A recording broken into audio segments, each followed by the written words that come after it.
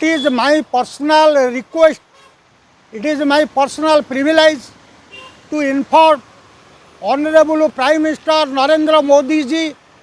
and Honorable Home Minister Amit Shah. They should inspect a committee which it will be audited properly for chit fund scam. And I also request with my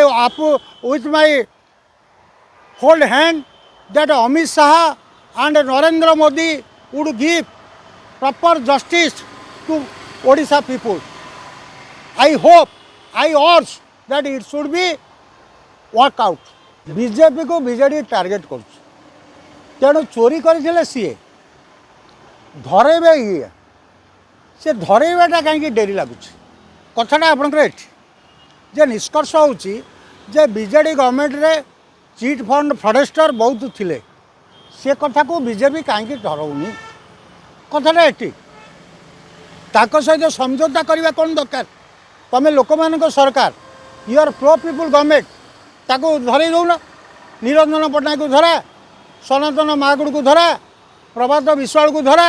प्रभात त्रिपाठी की धरा advocate general Ashok Parija को धरा तापाई जा विधि व्यवस्था करने कथा ये BJP government रे ता है नहीं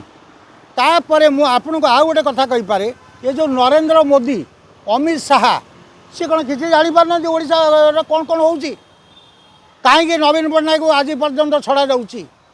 कहीं पांड्यान को आज पर्यंत छड़ा जाऊँगी why they are scot free there white smuggler why they are scot free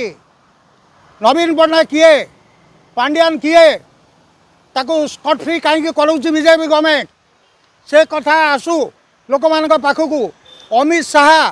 Narendra Modi ये कथार पुंखानुपुंख तर्जमार उत्तर दिंतु लोक मान न्याय दिंतु मुझे आपण पाखे प्रार्थना करी।